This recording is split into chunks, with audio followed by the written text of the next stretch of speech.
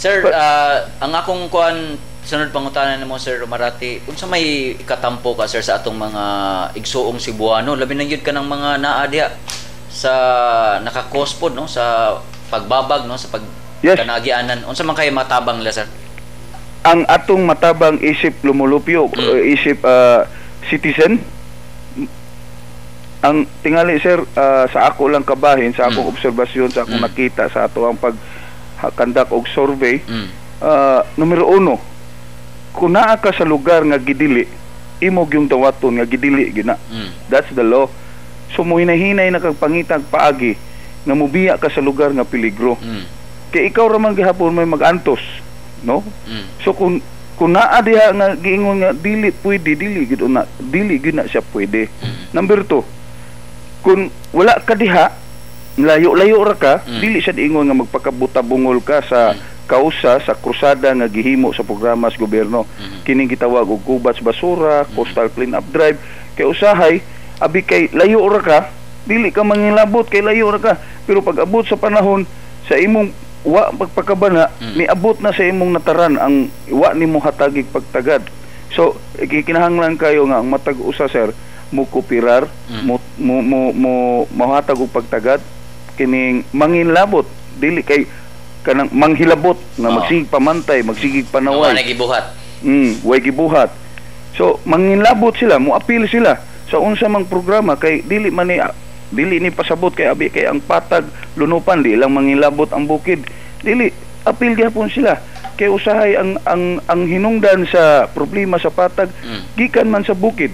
Ang problema sa bukid usahay gikan man sa patag. So ingon ana na sir, mura bag importante gyud kayo ang pagsinabtanay, ang pagtinabangay, ang panaghiusa para kining maong problema dili kay magsigilan tag yaw-yaw, sige tag saway, pamantay, ang gobyerno way gibuhat. Akong pangutanan na po dinhi, kinsa man ang gobyerno?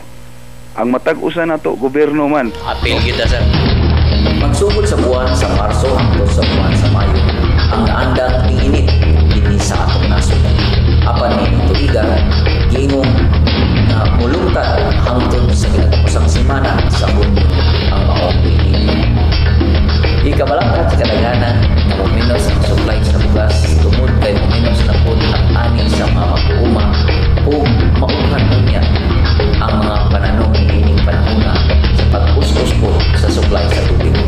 Paminaw na itong magbalik at atong pag-inabi ni atong Mayo 31 kauban sa pag-asa matag Chief Oscar Tabada, Department of Agriculture, Regional Technical Director for Research and Regulatory Joel Ilumba, Jose Rosales, NFO Officers sa NFA 7, o ni Engineer Noel Coronelias, Program Coordinator sa Rapid Rain Philippines.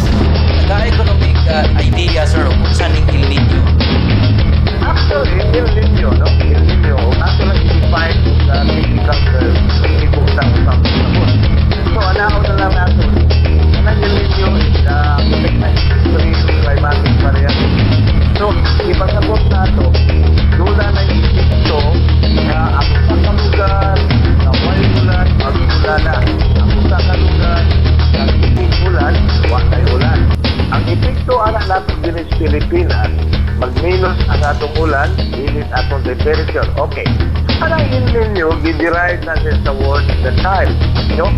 Kaya El Nino, gipasabot na nato, it will occur during Christmas season. So, El Nino, the time of Jesus Christ, manitawag nila kay doon lang magpagkausap ang kiiniton sa dagat na dito South America, dito sa Peru. Ang ilang dagat dito, ang ilang current o ang sug nila, gitawag nila Peruvian current, na permanently bugnaw na siya nga sug sa tubig. Pero during sa Christmas season, o pagkadoon na gali ang Christmas season, every 2 or 7 years ang occurrence niya, mausap ang yung temperature mo init. So, nahibong ang mga tao nga bugnaw magkanta kay tubig nila sa dagat dito, halong di kalit o kainit. So, dili lang ni nahitabulugay na kay pangitabuan ni mga 15th century pa. So, ang mga fisherman dito nahibungo sa during this period, dagang kahilag ko ang mga isda. But eventually, after 1 month, pagkaminos ang ilang isda pagkuha. So, ang nahitabuan na, ang ilang the dries nga desert na adadapit sa South America na lugar sa Peru, ang may tabuan na doon na pagbaha dito lugar nga wag ginay uwan, magbaha unya human sa ba makita nila ang grabe kanindot sa mga buwak. Sa laing bahin, ang epekto sa Western Pacific, apil na ang Pilipinas, magkaminos ang atong tubig, magkaminos ang atong uwan, pagkataas atong temperatura. Mauna siyang gitawag natong El Nino. Ang baliktad sa dana, gitawag natong La Nina, the child gihapon, baliktad sa nang epekto, ang atong epekto na diri sa Pilipinas, mas daghan sa atong bagyo, daghang uwan. Ang sa ubang lugar sa kalibutan usab naayaway tubig, ang uban gabaha sa China, nagsulog ang mga kabukiran o mga kahuyan dito sa Australia. Mao na epekto sa atong El Nino. Sir, kung may isgot ta og panahon, kung may isgot ang El Nino, unsa man gyud ni siya officially sa atua sa Pilipinas, nagsugod siya sa bulan sa ang El Nino, so basically, ang kargado gyud ana, sa historical data na to. Pagsugod na ang epekto ana sa last quarter of the year. Okay. Atong El Nino karon wa pa nila ko matigorize, but there is already about more than 80% probability nga ang El Nino mo ko dili sa ato karong tuiga magsugod karong Hunyo. Okay. So sa tingin na nato o magsugod siya sa Hunyo, dunay lag time pasabot ana ang epekto nato ana dili sa Hunyo. Kundili ang epekto nato ari na sa last quarter of 2014 up to the first quarter of 2015. Ato masinati gyapon nga normal ang atong uwan aron tuiga. Nung ang normal sad ang gidaghanon sa atong bagyo. Pasabot nato kung mayroon tag normal gidaghanan sa bagyo, doon tay average mga 20. Pero ang atong epekto ana sunod tuig magkaminos ang gidaghanon sa atong bagyo, magkaminos sad ang atong uwan. Yes, sir. So, sa ato pa, Sir Oscar, kining atong na-experiensya karon dili pa gyud ning El Nino. Atong klarohon para sa katawhan. Di pa ni mao ang El Nino. Ato pasabot, o sa Hunyo na magsugod ang atong increase sa atong temperature, magsugod ng increase temperature dito sa Pacific Ocean. Nasugod na siyang saka, mao na siya pag-start sa El Nino.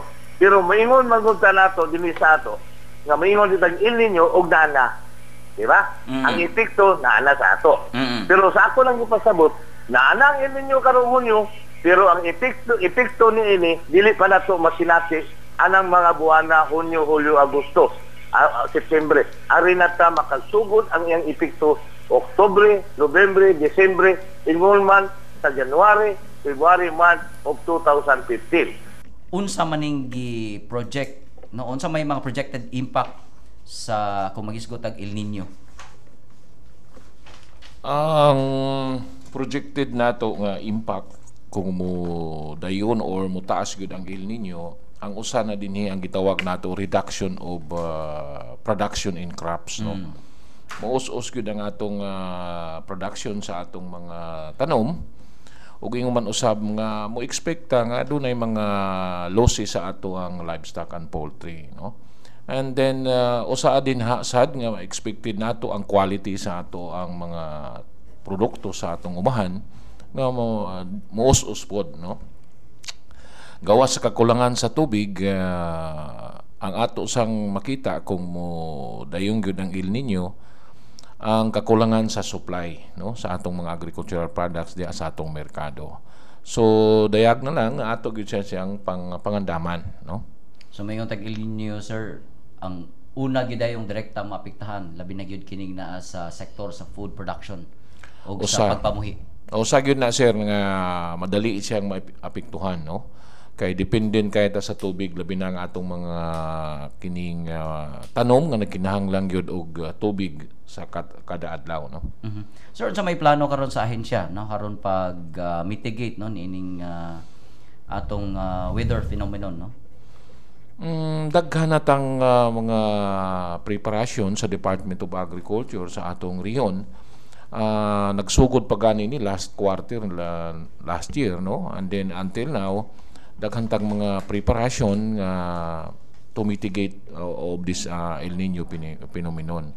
Usa na pangusga nato gyud pagsugod pa sa tuig ang atong orientation and information campaign sa mga pag-educate, no, sa atong mga yes, sir, sa mga mag-uuma. So usa na niha atong gipangusgan. So tanang mga farmers seminars namo, mga training o mga forum, mga workshop, amo gyud i-integrate ang El Nino nga orientation. And then siguro mga interventions nga mahimo nato sa ato ang mga kaumahan. Sa side naman pod sa ato ang mga panghayupan ug pangmanukan, amo gyud gi pahingusgan nga mo practice gyud ang atong mga mag-uuma sa gitawag namong na good husbandry practices, no? Usa na niini makita nato nga kung ting-init na gyud kaayo, isilong na ang atong hayop, no? Kung sa labi na karon nga usahay alas 7, alas 8 pa init na. So isilong na ang atong mga hayop, and then tagaan sila og insakto sa bisag kining gitawag namo nga mga minerals o vitamin supplementations, which is makuha na po nato diha sa atong mga produkto sa atong kaumahan.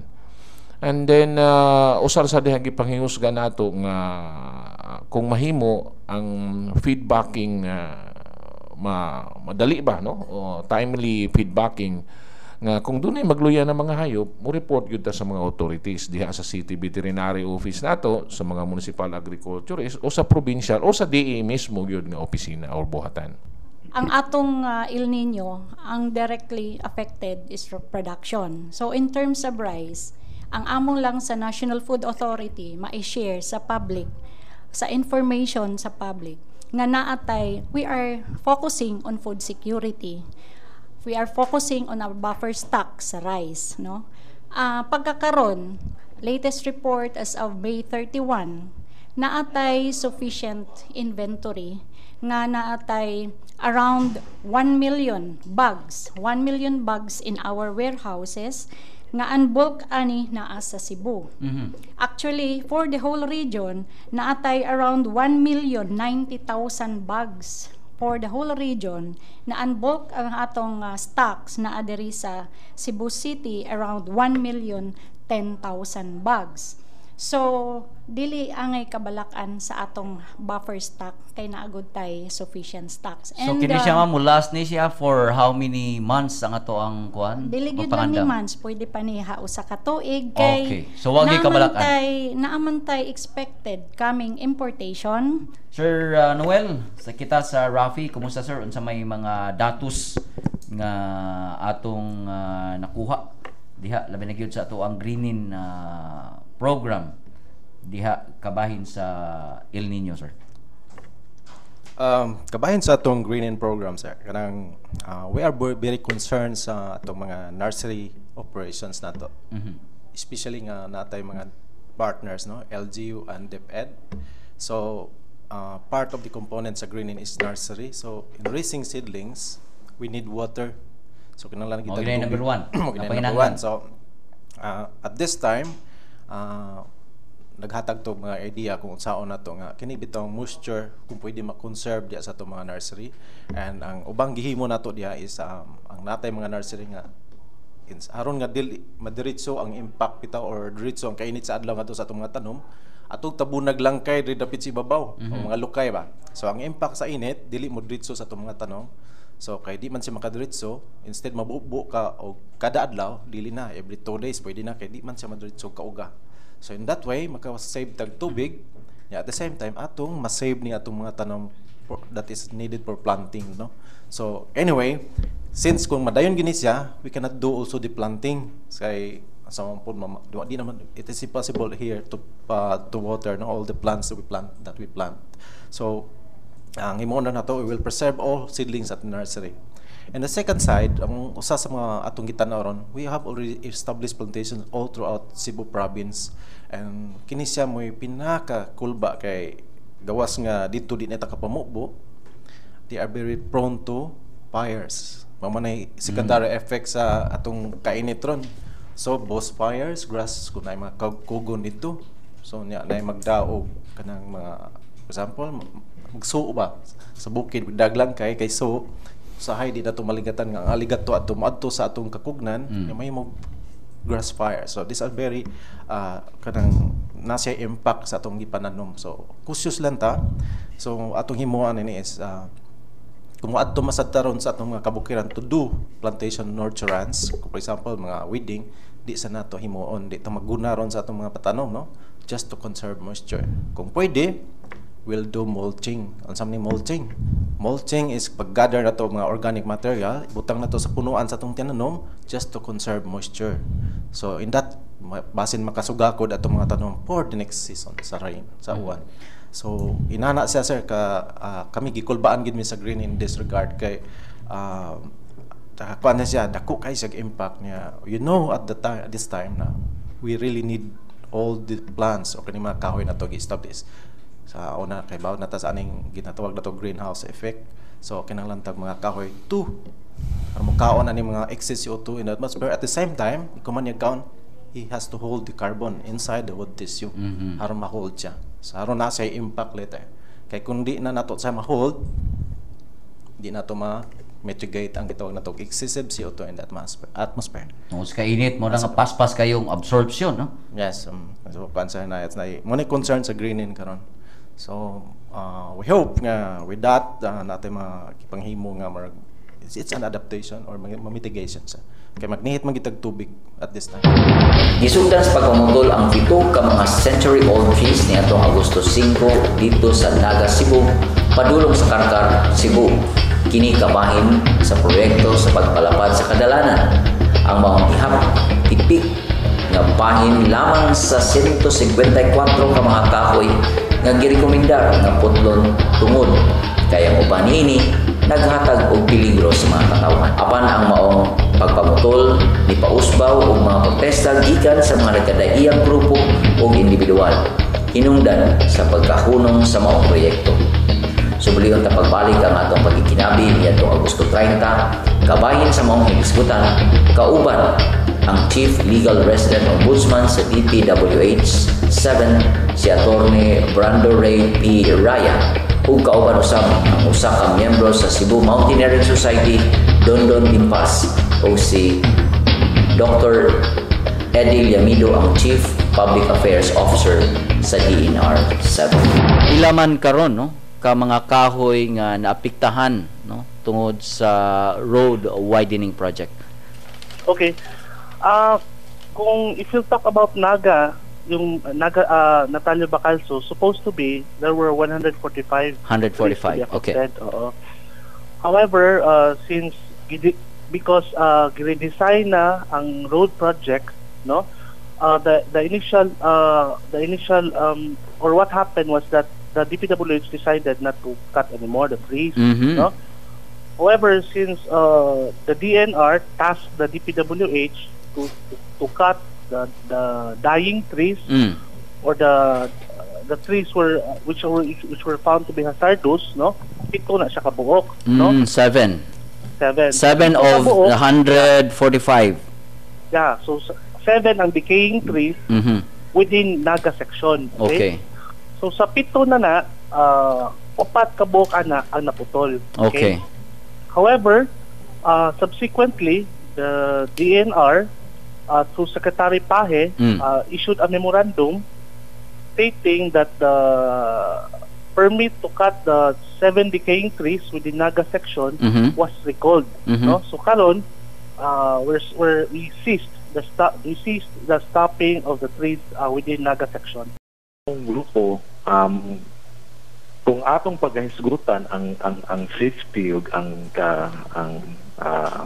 kaluwas safety sa property o ang mga kinabuhi sugad sa pagsugod sa among pagpadayag sa among pagsupak na ini nga wala mi against kung ang safety na atong paghisgutan pero kung before ta mo sensensya o kanang pagputol sa kahoy nga kana dili na mabalik ang among kuan is a third party nga opinion. Murabag ka nang kung naisakit ang tao, natay ka nang nag-eksperto nga mutanaw ni ini sa iyang kahimtang.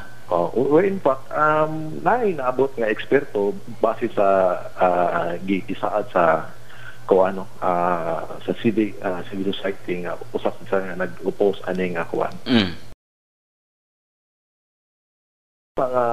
Ato sang pagtanaw is ang value sa kahoy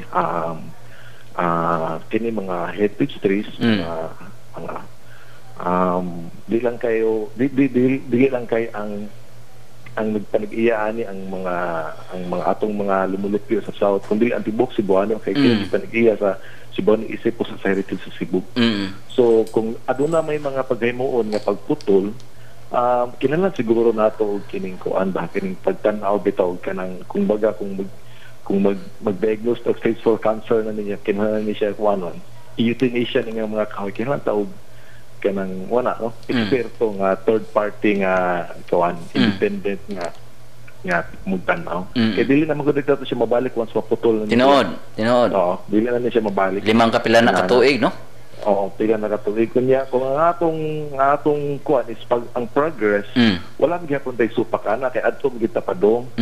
Pero ang bilang namo mga kuan nganong sa uban nga mga lugar, ako lang example no kay sa akong trabaho magsigin balik sa Singapore. Yes. Nga pagtugpa pa lang nimo sa airport, gikan ka ng Changi Road pa dong sa inner city, city center sa Singapore. These roads are lined with kining kining acacia trees, other species of kining nasa mga roadside ng mga kahoy. Kunya form na og canopy. So anong ang Singapore progresibo nga lugar na may mga kahoy kita nangandoy tag progresibo niya mamutol manon tag kahoy. So sige mao lang na ang among kuan, mao lang na ang among kuan nga kaning among inyong baruganan.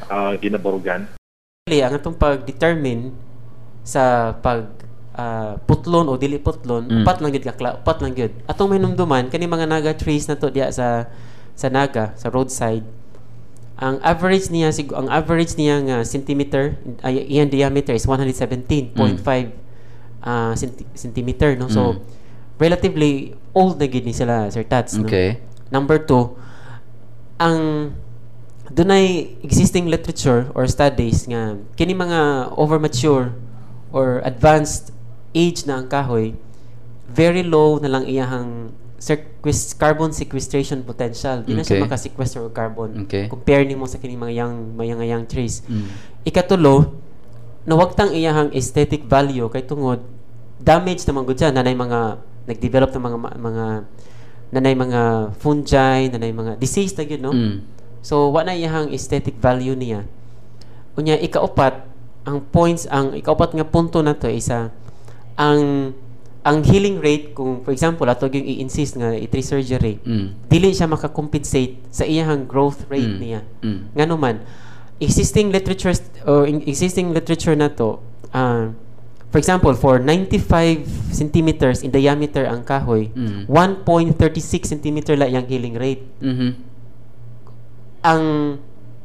Ang kini mga kahoy nga 75 below centimeters in diameter is 4.5. Kung nakakay akasya nga 117.5 centimeters in diameter ang average, unya less than pa ang iyang healing rate, no? So kana nga mga punto, ikalima nga punto kay tungod kining mga kahoya acacia trees na to, kuha ni siya kining ang iharag yung murag shelf life niya or lifespan niya is 80 to 100 years. Okay. So gitanom ni siya before kay tungod di pa man pareha sa una, no, ang population wala pa kayo, ang gamay pa mga tao, o pa road widening, unya age na gid ang kining mga acacia trees na to. So matod pa nimo, no, kung moabot og mga 80 to 100, so umubiya na siya. So grab ang iyang imminent danger niya si Tats na agid present. Naagid siya. Yeah. Gani dunay punto si Dr. Roger Guzman, who is not a tree pathologist but a silviculturist, nga mo'y gibit-bit sa mga environmental groups diri sa Cebu nga mo-conduct og third party, pero only to find out katong giyang gi-present na sa Kapitolyo ang gi-present niya mo nang maka-notice ka ang recommendations gud ni Guzman, Dr. Guzman, more on correct pruning, thinning, trimming, kay silviculture man na siya, treatment, no, or being a silviculturist, di siya tree pathologist. Mo tong dunay nibalik ta sa square one kay mangita kita tree pathologist kay ilang gi-question ang findings sa DNR nga gi-conduct na to not just once but twice, no, unya